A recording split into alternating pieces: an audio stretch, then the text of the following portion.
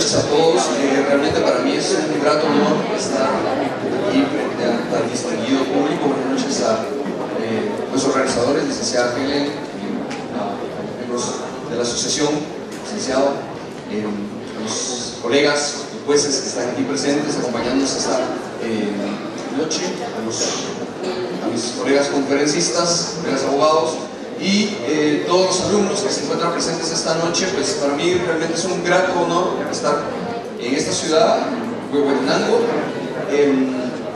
ciudad a la que le tengo mucho cariño, y pues de verdad me siento muy honrado con el hecho de haber recibido la invitación de poder participar esta noche aquí con ustedes. Voy a iniciar con algo muy práctico, por lo menos para todos los que se terminan de sentar, los que están allá afuera y los que están poniendo atención en este momento, ya que veo que les gusta tocar bastante su teléfono. Quisiera ver quienes pudieran levantar la mano, alguno que por ahí consiga la Convención Americana sobre Derechos Humanos. Y todo buen estudiante de Derecho debe tener en su teléfono una Constitución. Así que para los que pueden bajar datos en este momento, les suplicaría por favor que me consigan una Convención Americana sobre Derechos Humanos. Y esa convención, les suplicaría el primero que la consiga que me levante la mano, porque voy a necesitar el apoyo de él y entenderé que es un estudiante pilas, es un buen alumno porque consigue rápido la legislación internacional. El tema que voy a estar abordando en esta noche es el tema del control de convencionalidad, y por eso es que estoy suplicando que, ya que les gusta ver su teléfono, observé a algunos viendo su teléfono, pues puedan utilizarlo para la conferencia en este momento. Control de convencionalidad. ¿Tengo alguna mano? Ah, excelente. Tenemos ya una convención inclusive aquí a la mano. Perfecto. Vamos a analizar en esta noche un supuesto inicial sobre el cual se construyeron los estados modernos y sobre los cuales gira hoy día el sistema normativo. Este sistema normativo gira sobre el control de convencionalidad. Para esto hemos recibido una charla brillante sobre la temática de la función del Procurador de Derechos Humanos. Para eso la Constitución regula la actividad del Procurador de Derechos Humanos, y esta actividad que se desarrolla del Procurador de Derechos Humanos va enfocada sobre la temática de tutela de derechos inherentes que se han establecido inicialmente en el texto constitucional. Artículos del 3 al 46 de la Constitución, ahí observan derechos humanos. En el control de constitucionalidad se mencionaron algunas instancias que son rectoras sobre el tema del control de constitucionalidad. Podríamos mencionar algunas instituciones muy puntuales, como la Corte de Constitucionalidad, que está llamada a ejercer el control de constitucionalidad en prima fase. Pero el día de hoy voy a abordar el tema del control de convencionalidad haciendo un pequeño supuesto. Informaba el licenciado aquí que aproximadamente en el departamento de Huehuetenango son 1.500.000 personas. En Belice son 400.000 almas, fíjense ustedes. O sea que ustedes aquí son 3 veces más grandes que lo que es Belice. Todo el país es Belice. Hagamos un ejercicio así rápido. Hagamos de cuenta que ustedes se independizan y Huehuetenango conforma un nuevo estado. Es un estado nuevito, el cual va a tener su vigencia. Hagamos de cuenta que el 1 de mayo, y ustedes van a surgir como un estado nuevo.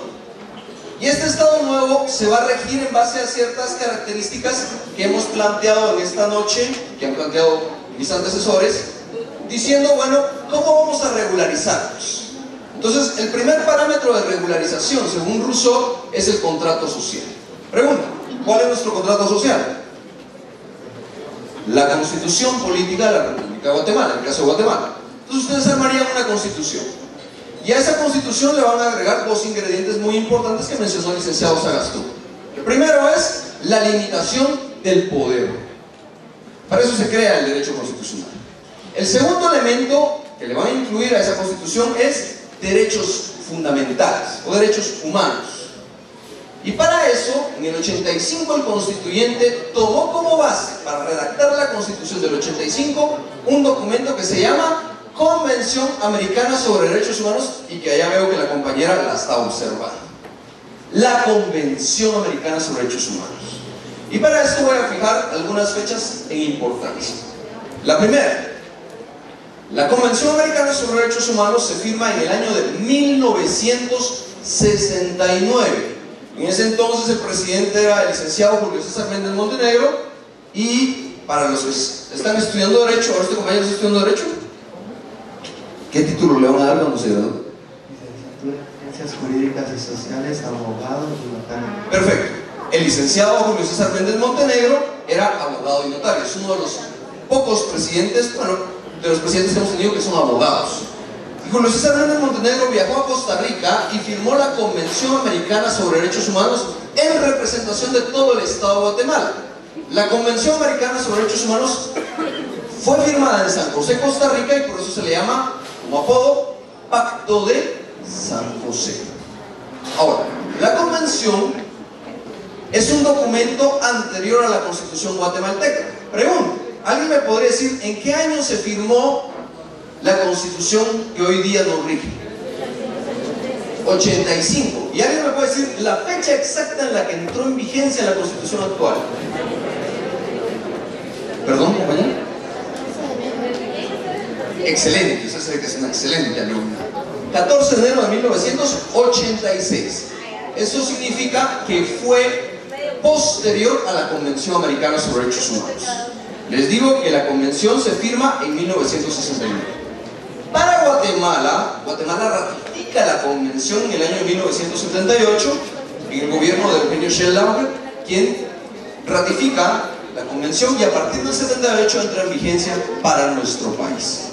Ahora, aquí hay que tomar muy en cuenta lo siguiente: estamos construyendo un Estado, y este Estado no está ajeno a las relaciones internacionales. Entonces el Estado se rige en base a ciertos derechos muy similares que encontramos en la Constitución, pero que devienen de la Convención. Voy a citar algunos ejemplos. El artículo 7 de la Convención que mencionó el licenciado Sagastún. El artículo 7 de la Convención posee una garantía muy interesante que dice que nadie puede ser detenido arbitrariamente. Pregunto, si una persona es detenida arbitrariamente, ¿qué garantía constitucional se plantea? ¿Perdón? Una exhibición personal. Es una garantía constitucional que defiende un derecho que está establecido en la Constitución. Pero también está establecido en la Convención Americana sobre Derechos Humanos. Y vamos a entender que el control de convencionalidad nos plantea la situación siguiente.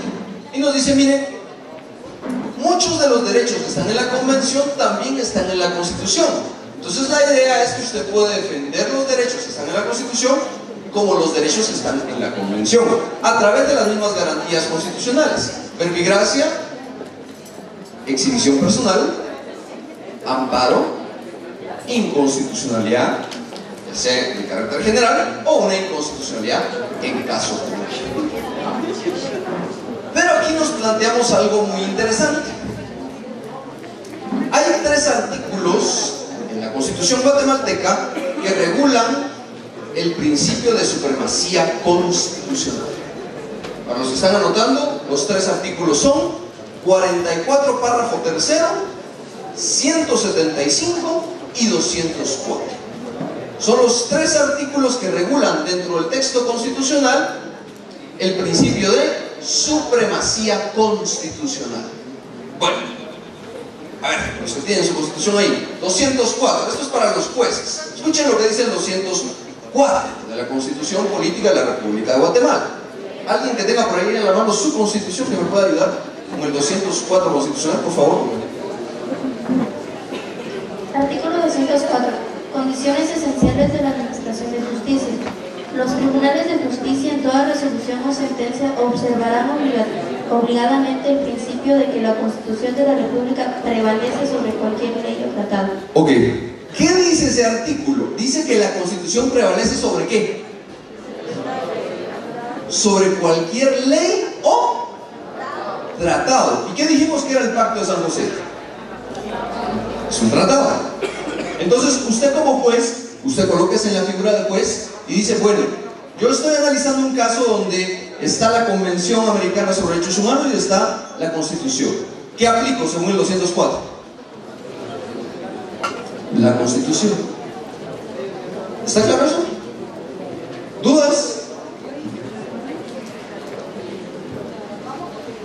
¿No hay dudas sobre eso?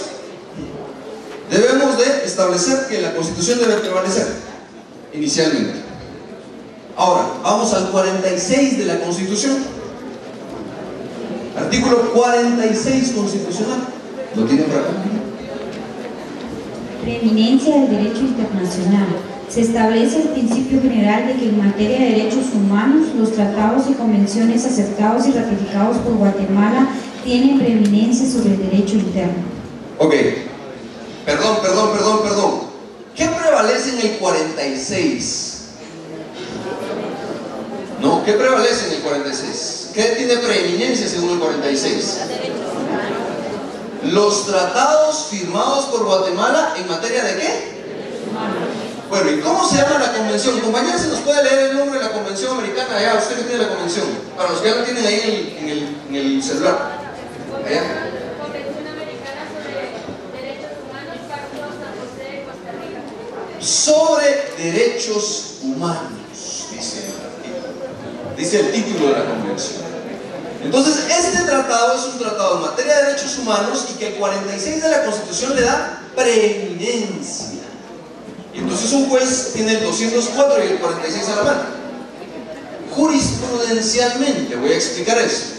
La Corte de Constitucionalidad tuvo durante cerca de 20 años un problema que resolver. Y recordarán, para los que ya vieron derecho constitucional, una pirámide, la pirámide de Kelsen. Hans Kelsen desarrolló una pirámide donde dijo: miren, la supremacía constitucional es esta, después vienen las leyes ordinarias, después vienen las leyes de carácter reglamentario y después las leyes individualizadas. Pero los tratados, ¿dónde los colocamos? ¿Arriba de la Constitución? ¿Abajo de la Constitución? ¿O a la par de la Constitución? ¿A la par de la Constitución, dicen usted? Me parece interesante su argumentación. Bueno, voy a poner un ejemplo muy sencillo. Vamos al artículo 18 de la Constitución. Todos los que tienen su Constitución, ya sea en el celular o en la mano, y los que ya tienen la Convención Americana sobre Derechos Humanos, voy a suplicarles por favor que se ubiquen en el 4, artículo 4 de la Convención. Artículo 4. Ahora, el 4 de la Convención señala, escuchen bien, el 4 de la Convención señala un requisito sobre el cual no puede aplicarse pena de muerte. Vean el límite de edad mayor sobre el cual la Convención Americana dice no se puede aplicar la pena de muerte. ¿Perdón? 60 años. Vamos a la Constitución. ¿Cuál es el límite mayor en el 18? ¿Perdón? A ver, perdón, me perdí. Artículo 4 de la Convención Americana, el máximo de edad son 60 años. ¿Y en la Constitución? ¿Constitución? 60. ¿Y en la Convención? 70. Ok, ahora, atención con esto, por favor. Esto está en desuso, pero lo cito como ejemplo. Usted como juez, ¿qué aplica? ¿La Convención Americana sobre Derechos Humanos o aplica la Constitución? Ahí hay dos normas que están en pugna. Una me dice que son 60 años y otra me dice que son 70. ¿Qué aplico yo? Yo soy juez penal. Tengo que dictar la sentencia mañana. Y les pregunto a todos ustedes, díganme, ¿qué aplico? ¿La Convención o la Constitución?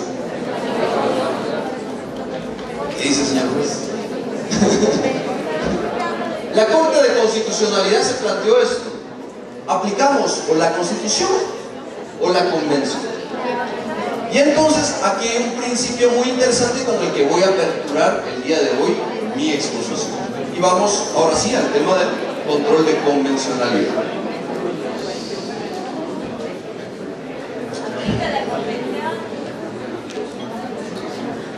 El expediente que vamos a analizar ahorita es el expediente 1822-2011, una inconstitucionalidad de carácter general presentada ante la Corte de Constitucionalidad.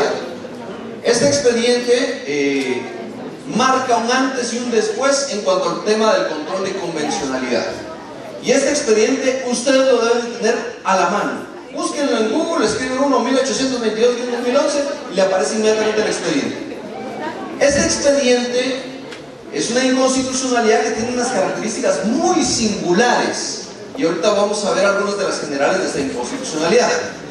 Lo primero es que se ejerce control de constitucionalidad, como lo explicaba el licenciado Sagastume, en base a un control concentrado que ejerce la Corte de Constitucionalidad. Bajo esta premisa se entra a analizar una ley y la Corte de Constitucionalidad tiene que pronunciarse sobre la inconstitucionalidad o constitucionalidad de una ley. Lo que va a hacer la Corte en este caso va a ser un filtro del control de constitucionalidad. Ahora, voy a hablar de algunos generales de esta inconstitucionalidad. Lo primero, las sentencias del 17 de julio del 2012.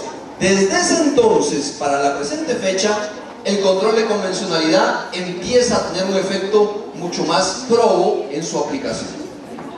Planteada por el abogado Nachman Alexander Isaac Lister, y él plantea y promueve la inconstitucionalidad en base al 133 de la Ley de Amparo, Exhibición Personal y de Constitucionalidad, en contra del artículo 201 bis del Código Penal, que violenta algunos artículos que mencionamos aquí sobre tratados internacionales.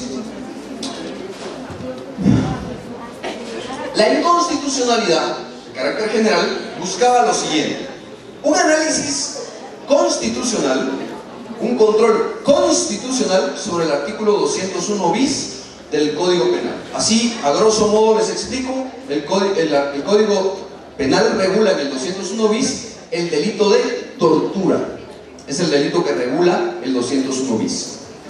Y en este caso, en el expediente 1822, el promotor de la inconstitucionalidad dice: mire, el problema aquí es que este artículo lesiona, no un artículo constitucional, sino lesiona dos convenciones internacionales que Guatemala ha ratificado y firmado. Para los que alcancen a ver, aquí abajo están. Uno es la Convención contra la Tortura y otros tratos crueles o penas crueles, inhumanos o degradantes, y la Convención Interamericana para prevenir y sancionar la tortura. Artículo 5 de la Convención Americana sobre Derechos Humanos. 5.2. Alguien que tenga ahí rápido la convención, que levante la mano y me diga: ya la tengo yo. Lúzcase, por favor. Ahí estamos, gracias. Artículo 5, derecho a la integridad. 5.2, perdón. Nadie debe ser sometido a torturas ni a penas o tratos crueles, inhumanos o degradantes.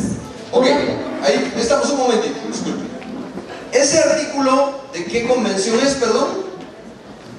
De la Convención Americana sobre los Derechos Humanos. Y entonces ese artículo 5, que habla de la integridad personal, regula un derecho humano, que es el derecho a la integridad personal, como leía él.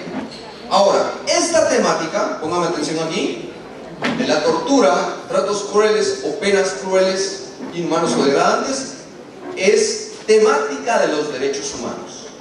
Y recordamos el 46 de la Constitución, ¿qué dice? ¿Qué prevalece? ¿Un tratado internacional o el Código Penal? Eso lo dice el 46 de la Constitución. Y entonces el planteamiento de esta inconstitucionalidad dice: mire, vamos a poner en pugna de inconstitucionalidad una norma ordinaria guatemalteca frente a un tratado internacional. Y lo vamos a pasar por un filtro, según la misma Corte de Constitucionalidad, que se llama control de convencionalidad, que es el tema por el cual me trajeron aquí. El control de convencionalidad se apertura en esta sentencia a través de otra institución jurídica que creó la Corte en esa sentencia, que se llama bloque de constitucionalidad. Y esta sentencia desarrolla esta actividad, el bloque de constitucionalidad, diciendo lo siguiente: el conjunto de derechos humanos establecidos en la Constitución, es decir, el listado de derechos humanos, verbigracia, vida, libertad, igualdad, presunción de inocencia, libertad de locomoción, derecho de reunión, derecho de manifestación, hasta los derechos de autor, es un catálogo que contiene la Constitución. Es un listado de derechos. Me pregunto, el 44 da una apertura. 44, párrafo primero. ¿Alguien que me ayude con el 44, párrafo primero de la Constitución? Que levante la mano y diga: yo tengo un... Aquí está. Derechos inherentes de la persona humana. Los derechos y garantías que otorga la Constitución no excluyen a otros que, aunque no figuren expresamente en ella, son inherentes a la persona humana. Pausa ahí, gracias. El 44 párrafo primero nos dice que hay otros derechos que, aunque no figuran en la Constitución, son inherentes a la persona humana. Y cuando exponía el licenciado auxiliar de la Procuraduría de Derechos Humanos, decía que los derechos humanos son inherentes. Y si yo encuentro derechos humanos que no están en la Constitución, por ejemplo, la prohibición contra la tortura, que sí está en la Convención y no está en la Constitución, yo digo, miren, entonces la tortura entra por la vía del 44. Entonces, en esto consiste el análisis de la Corte de Constitucionalidad sobre el bloque de constitucionalidad. Y dice que los derechos que están en la Constitución son derechos constitucionales. Pero hay otros derechos que no están en la Constitución, pero son inherentes. Esa palabrita que leí el compañero donde dice inherentes quiere decir que son derechos humanos. Y entonces, si están en documentos internacionales, lo amarramos con el 46 y decimos que hay derechos que no están en la Constitución y que sí están en tratados firmados por Guatemala en materia de derechos humanos, que entran en el bloque de constitucionalidad y son susceptibles de ser controlados por la vía del control de constitucionalidad. Y esa es la resolución de la Corte de Constitucionalidad, diciendo lo siguiente, que el 201 bis del Código Penal, bueno, les cuento así rapidito en qué consistía el análisis que hacía el promotor de la acción. Decía que el 201 bis no garantiza todo lo que dice el 1 de la Convención y el 2 de la Convención Interamericana, porque no es suficiente lo que dice el 201 bis para garantizar el derecho de la integridad y de la dignidad que se violenta con la tortura. Y aquí pongo un caso del Tribunal Constitucional alemán. Hay un policía que está parado en una esquina con una cámara de seguridad aquí y se ve que rapta a un niño y se lo lleva. Y desaparece el niño. Entonces viene el fiscal y le pide, excelente la luz, por favor. Y viene el fiscal y le dice al juez, y le dice, señor juez, mire, aquí tengo este video donde se observa que el policía tomó al niño y se lo llevó. Vienen, detienen al policía y lo tienen en prisión. Pregunta, escuchen bien lo que le plantea el fiscal al juez. Le dice, señor juez, yo quiero ejercer tortura sobre el policía para que me diga dónde está el niño.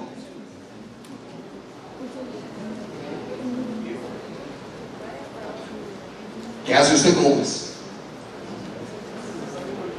Está en juego la vida de un niño. El Tribunal Constitucional conoce del caso por una acción que promueven ante el Tribunal Constitucional alemán, y entonces está una disyuntiva. El juez dice, miren, está el derecho a la vida del niño, está en peligro. Entonces el fiscal le pide, mire, yo quiero torturar al policía para que me diga dónde está el niño.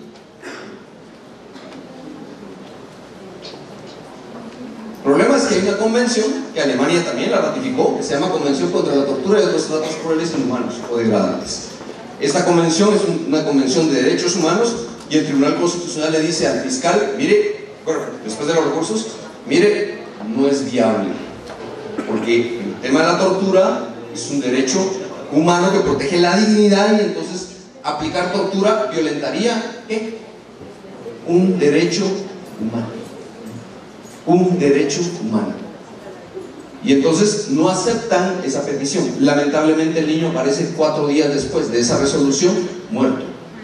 Dentro de esta argumentación que estoy planteando ahorita, la convención empieza a generar en los jueces una idea de que los derechos humanos no están solo en la Constitución, sino también en tratados internacionales. Y el caso, la Corte de Constitucionalidad dice, a partir de este momento tenemos que interpretar lo siguiente. Y regreso a la comparación entre el 4 de la Convención y el 18 de la Constitución. ¿Qué se aplica? Para esto vamos a un artículo muy interesante de la Convención, que es el artículo 29, con el cual se abre el control de convencionalidad en las sentencias de la Corte Interamericana de Derechos Humanos. El artículo 29 de la Convención Americana sobre Derechos Humanos. Este artículo nos habla de un principio que se llama el principio pro homine o pro persona o en beneficio de la dignidad humana. Así se llama el principio, pro homine o pro persona. Y este principio lo que aborda es que debe de aplicarse la norma que favorezca más a los derechos humanos. Y para esto me gustaría preguntar, ¿qué es más garantista en cuanto a la edad de aplicación de pena de muerte? ¿La Constitución o la Convención? ¿Nuestra Constitución guatemalteca o la Convención americana? ¿Qué opina usted, compañero? Regreso nuevamente. La Constitución regula que no se puede aplicar pena de muerte. El 18 dice que no se puede aplicar a mayores de 60 años. O sea, por ejemplo, yo fui condenado a pena de muerte y tengo 60 años. No me pueden aplicar pena de muerte.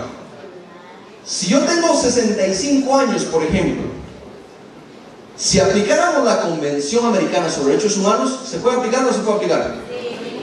Si aplicamos la Convención, sí se puede, porque la Convención dice mayores de 70 años. Y yo tengo 65.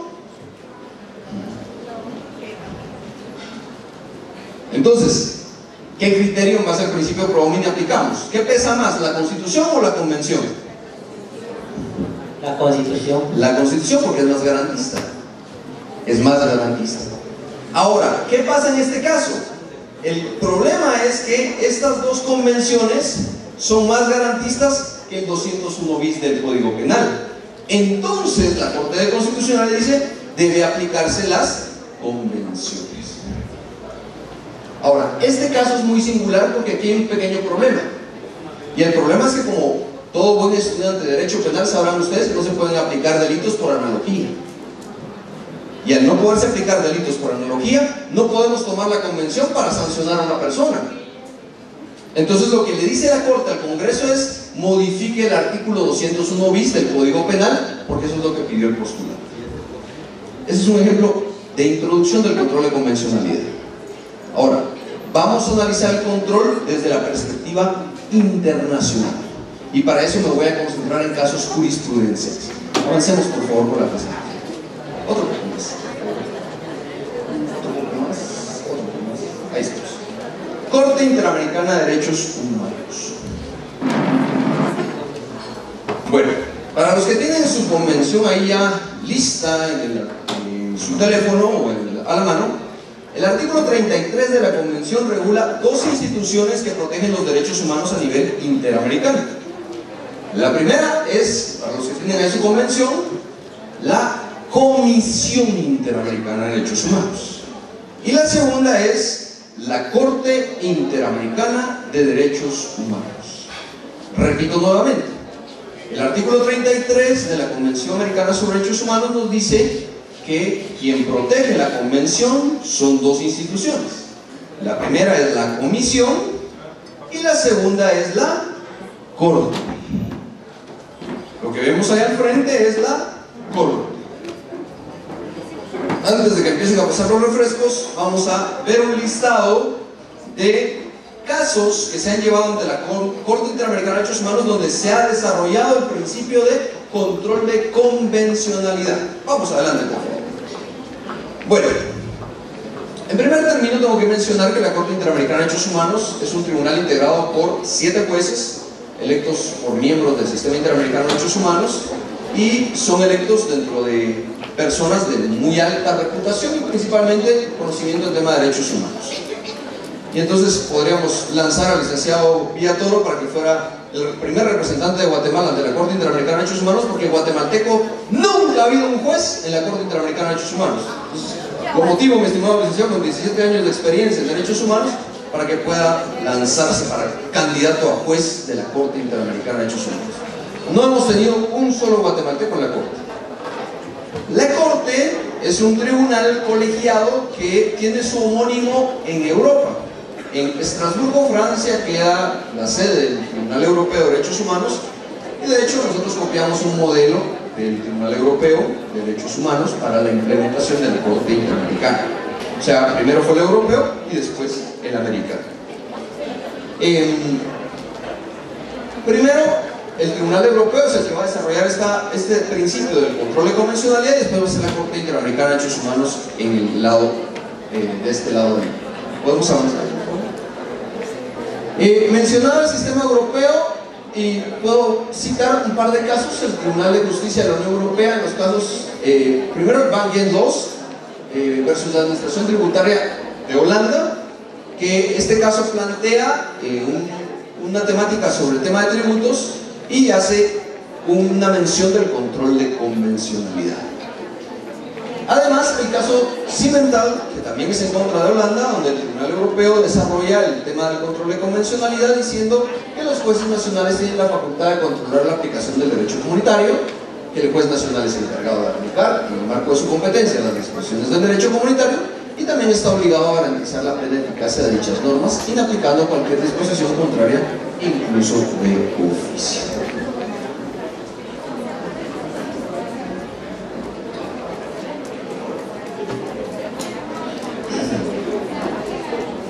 A ver, para que me crean esto que voy a decir ahorita.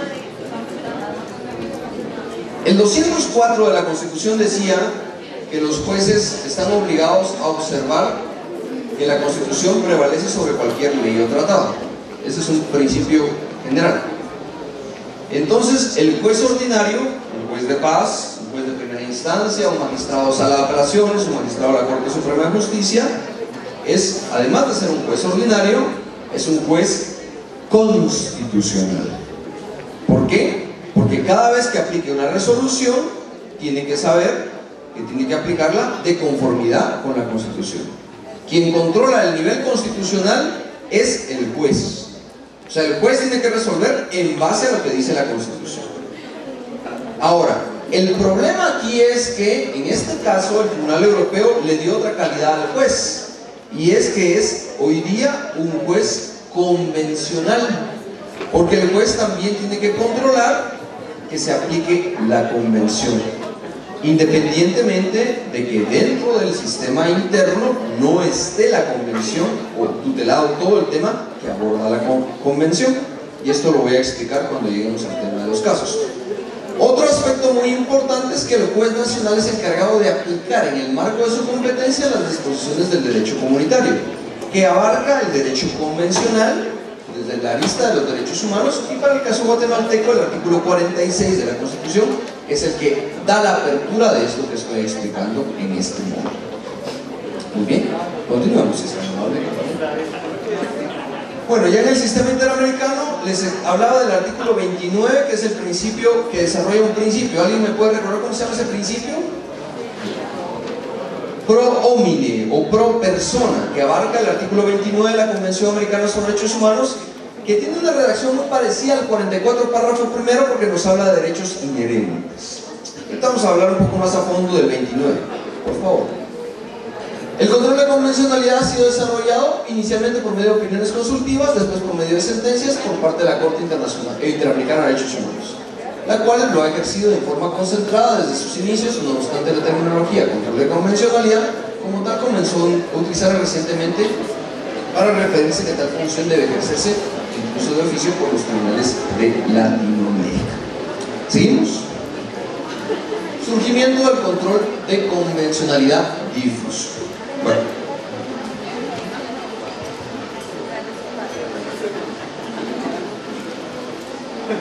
veo que ya algunos ya tienen su vasito. Tómense un poquito para que les cambie un poco los ánimos, por favor. Tómense un poquito de fresco, por favor, porque paguen un poquito las energías, porque ya los veo algo inquietos ahorita en mi exposición. Bueno, gracias. Yo también voy a aprovechar este momento para tomar un poquito de agua.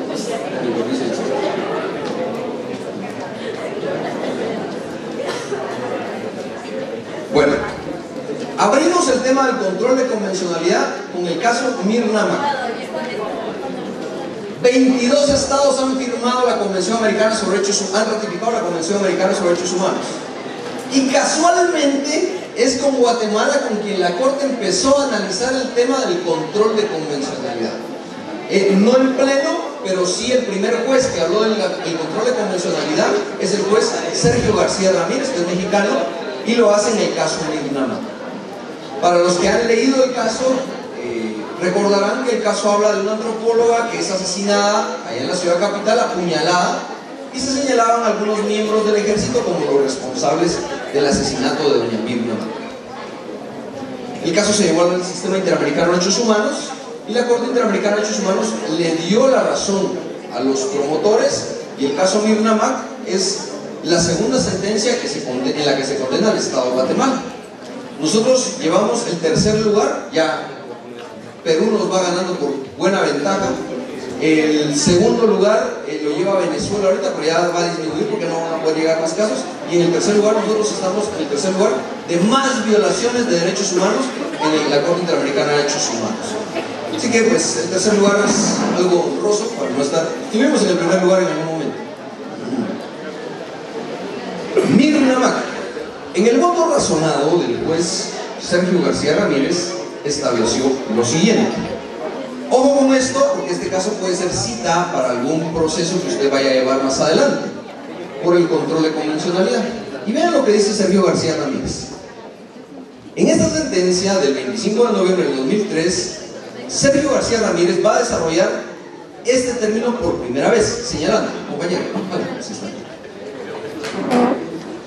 no es posible, escuchen bien lo que dice aquí el juez, no es posible seccionar internacionalmente al Estado, obligar ante la Corte solo a uno o alguno de sus órganos, entregar a estos la representación del Estado en juicio sin que esta representación repercuta sobre el Estado en su fenómeno, y sustraer a otros de este régimen convencional de responsabilidad, dejando sus actuaciones fuera del control de convencionalidad que trae consigo la condición de la Corte Internacional. ¿Qué plantea el juez aquí? Que cuando un juez, bueno, no le caigamos solo a los jueces, cuando un abogado presenta un memorial, el abogado debe incluir argumentación de la Convención Americana sobre Derechos Humanos. O sea, usted ahora ya no puede solo citar su Código Penal, Código Procesal Penal, su Constitución, sino que le exige a uno como abogado, mire, usted argumente con la convención, porque es un abogado convencional. Bueno, ¿y por qué es abogado convencional? Porque usted argumenta en base a lo que la convención establece. Pues viene el juez y revisa el caso, y cuando emite una sentencia, según lo que dice Sergio García Ramírez, dice: señores jueces, ustedes deben de ver el control de convencionalidad. ¿Y en qué consiste este control? Bueno, voy a citar los dos artículos que nos hablan del control de convencionalidad así rapiditos. Y como veo que por allá atrás están hablando mucho, pues me voy para atrás para escuchar a los compañeros. Artículo 1.1 de la Convención Americana sobre Derechos Humanos. 1.1 de la Convención. Escuchen bien lo que dice el artículo 1.1 de la Convención Americana sobre Derechos Humanos. Yo sé que ustedes están hablando, pero tienen la convención aquí en la mano, así que les explico, por favor. Artículo 1.1 convencional. Los Estados partes en esta convención se comprometen a respetar los derechos y libertades reconocidos en ella y a organizar su libre y pleno ejercicio a todas las personas que esté sujeta a su jurisdicción. Sin embargo, alguna por motivos de raza, color, sexo, idioma, religión, opiniones políticas o cualquier otra índole, origen, nacionalidad o social, posición económica, nacimiento o cualquier otra condición social. Para los efectos de esta convención, persona es todo ser humano. Muchas gracias. Escuchen el 1.1. ¿Quién se obliga? ¿Quién se obliga? A ver, disculpe compañeros, no escucharon el resto. Escuchen nuevamente. Para los efectos de esta convención personal es los estados partes en esta convención se comprometen a respetar. ¿Quién se comprometió? Los estados partes. Si recuerdan la exposición del licenciado Villatoro, dice que el Procurador de Derechos Humanos lo que fiscaliza es la actividad de instituciones del Estado. Cuando él decía que hay jueces que se molestan porque él llega, porque el juez es una institución del Estado. Un maestro que trabaja en una escuela pública es parte del Estado.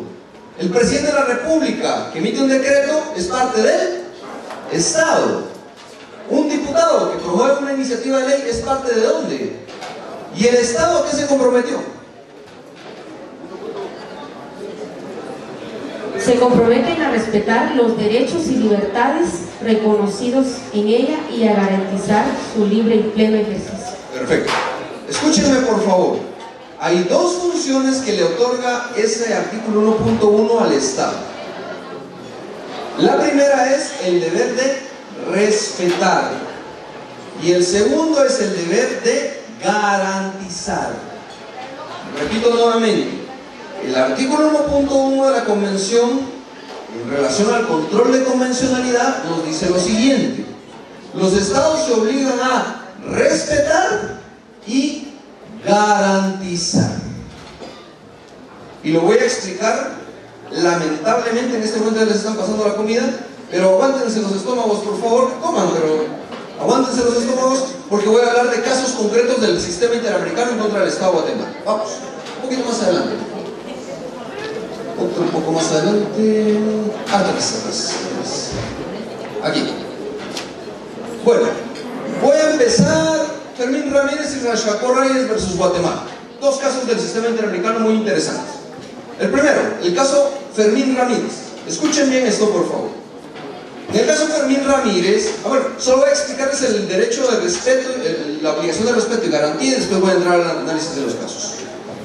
El deber de respetar, que entiendo ha desarrollado el artículo 1.1 de la Convención, es que obliga o genera una responsabilidad sobre los estados a no violar derechos humanos.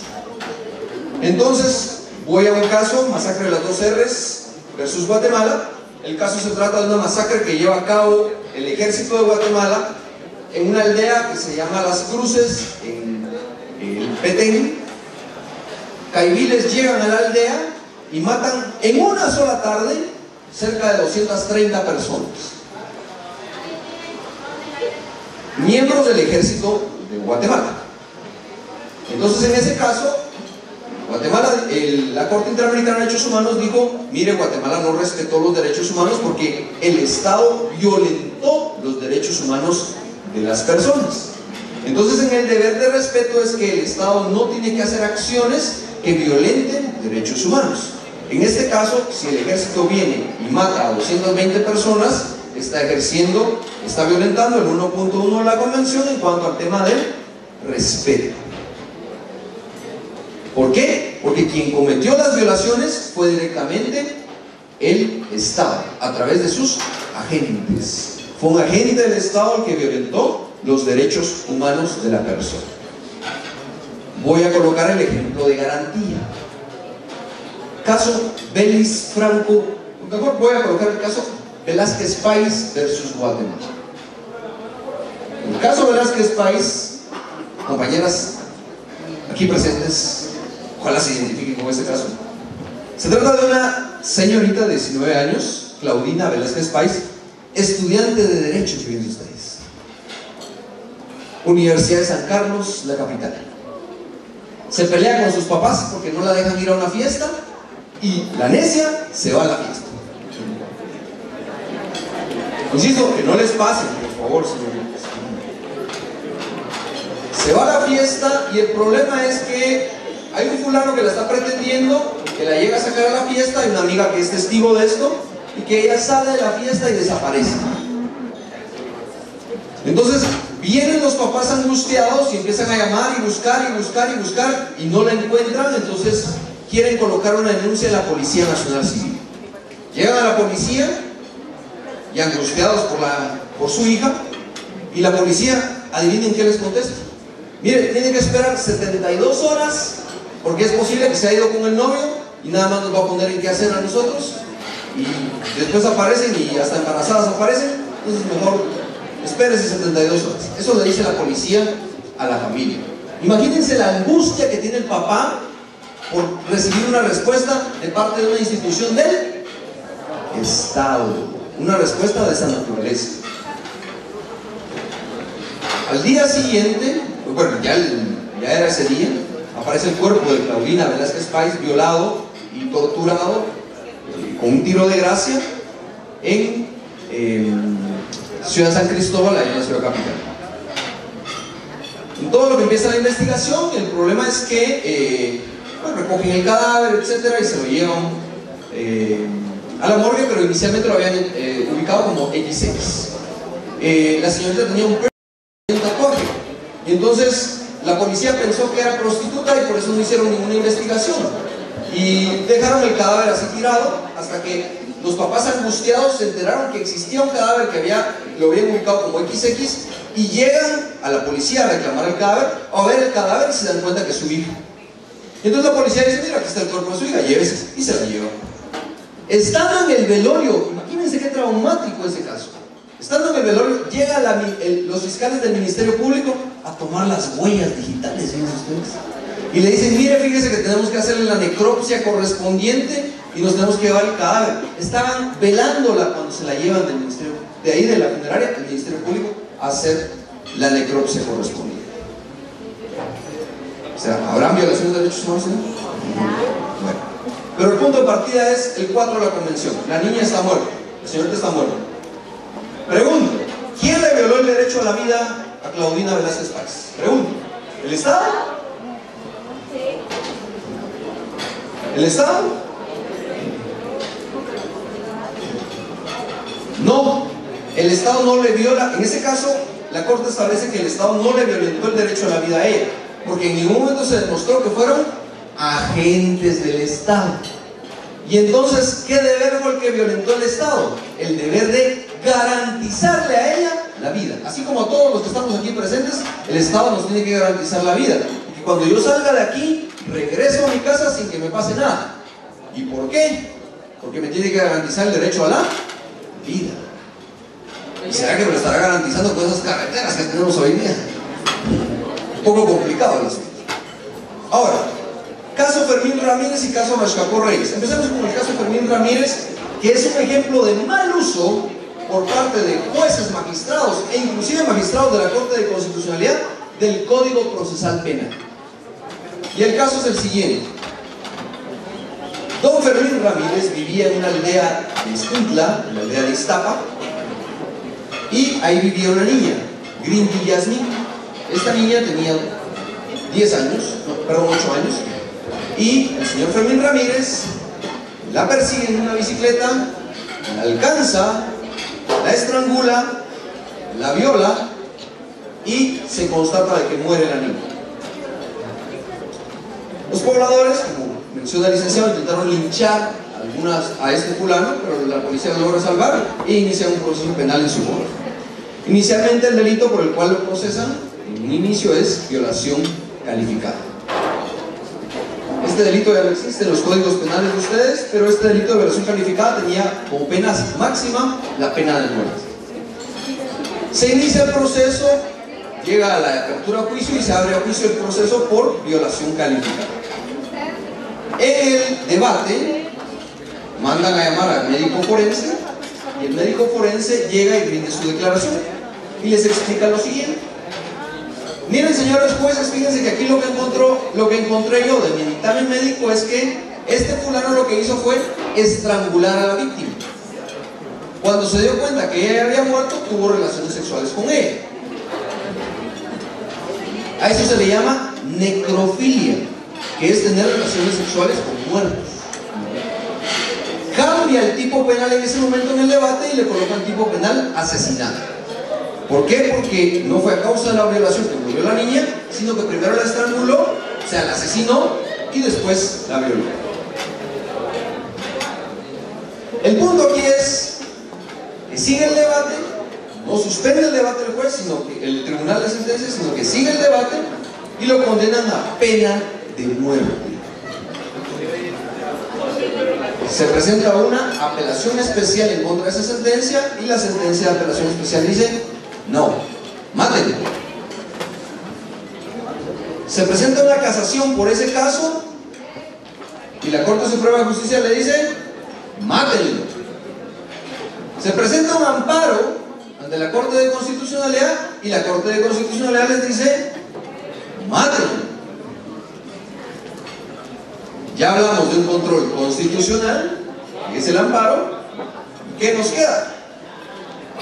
Entonces el señor Fermín Ramírez lo único que le quedaba era llorar y apuntarse cuando lo mataran, ¿no?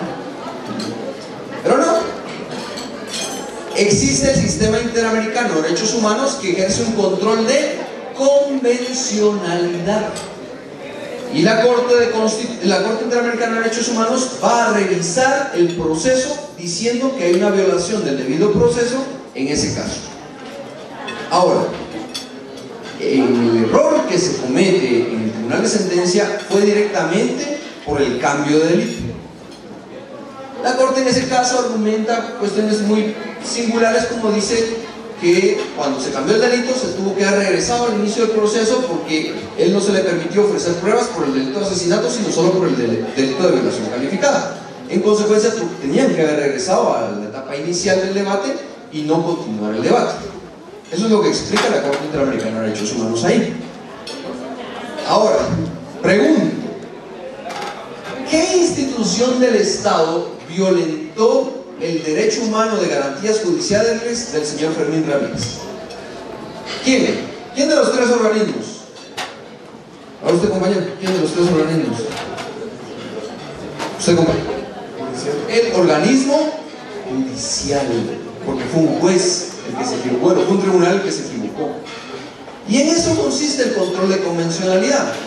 Y dice la Corte Interamericana de Derechos Humanos, en este caso Fermín Ramírez, que los jueces deben observar la convención, no solo la Constitución, no solo el Código Penal, no solo el Código Procesal Penal, sino también la convención. Y a eso le llamamos control de convencionalidad. En el caso que más desarrolló la Corte el tema del control de convencionalidad, y es el primer caso donde se conoce en pleno, es el caso Almonacidad Arellano versus Chile. Este caso trata de una situación muy similar sobre el tema de tortura que mencioné hace unos momentos, y en el cual se aplica el Código Penal chileno con unas penas menores a lo que se establecía en las convenciones. Entonces la Corte le dice: mire, señores, ustedes tienen que verificar el control de convencionalidad. Ahora, ¿esto qué significa, señores? Y con esto voy finalizando ya, porque veo que está rica la cena y yo soy el único que me está comiendo. El control de convencionalidad consiste en lo siguiente. El artículo 1.1 de la Convención dice que los estados se comprometen a respetar y garantizar. Son dos cosas a las que se compromete el Estado: a respetar y a garantizar. Ahora, ¿qué es el Estado? Bueno, el Estado es cualquier institución pública: organismo legislativo, organismo ejecutivo y organismo judicial. Y voy a finalizar con un ejemplo del control de convencionalidad sobre la Convención de Belén do Pará. A ver qué opinan las compañeras en cuanto a esto. En Guatemala existían dos normas en el Código Penal: una que regulaba el delito de adulterio y otra que regulaba el delito de concubinato.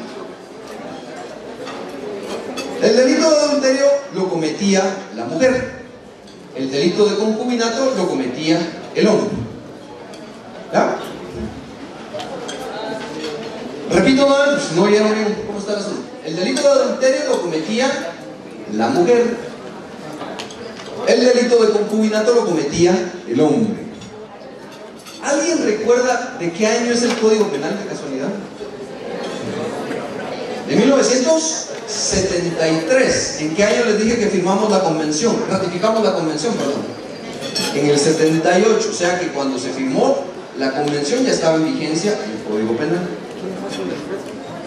El Código Penal decía que cometía delito de adulterio ¿quién? La mujer. Y cometía delito de concubinato ¿quién? El hombre. A ver, el delito de adulterio, vean ustedes cómo era esta situación. Lo cometía la mujer si tenía relaciones sexuales con una persona que no fuera su esposo en cualquier lugar, y tenía como sanción una pena de prisión mínima, como de 2 o 3 años, pero era mínima. El delito de concubinato lo cometía el hombre, pero si lo cometía dentro del hogar. Si lo cometía fuera del hogar, no era concubinato. Vean ustedes qué lindura de Código Penal. Y la sanción para el hombre era una multa, mientras que para la mujer era pena de prisión. Levanten la mano los hombres que quisieran que regresara ese código. Paguen la mano. En 1994, Guatemala ratifica la Convención de Belém do Pará, que es para prevenir y erradicar la violencia contra la mujer. Y hay un artículo muy interesante del artículo 24 de la Convención Americana sobre Derechos Humanos que nos habla de la igualdad ante la ley. Pregunto a las compañeras aquí presentes, ¿cuántas consideran que esos dos delitos eran discriminatorios en contra de la mujer? Solo las compañeras de allá atrás piensan eso. ¡Qué barbaridad, Dios santo!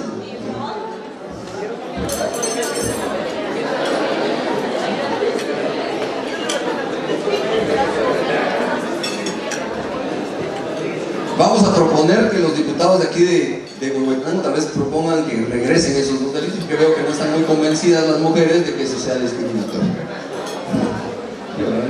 Gracias. El punto es el siguiente. La Corte de Constitucionalidad, en un fallo muy interesante, declara inconstitucionales los dos artículos. Eso fue en 1996 y la Corte de Constitucionalidad indirectamente aplica el control de convencionalidad. ¿Por qué? Porque dice que esos dos artículos eran desiguales, eran violatorios a derechos humanos y en consecuencia tenían que ser expulsados de la legislación guatemalteca. Por la vía del control de constitucionalidad se ejerció el control de convencionalidad, diciendo lo siguiente. El artículo 4 de la Constitución dice que los hombres y las mujeres tienen la misma responsabilidad, oportunidades, dignidad y derechos. Entonces eso era obviamente discriminatorio. ¿Sí? Era discriminatorio. Ahora podría preguntarle a todos los hombres aquí presentes cuántos creen que la ley contra el femicidio es discriminatoria. Ya esa es otra historia que nos podríamos platicar más adelante. Señores, ha sido un gusto estar con ustedes.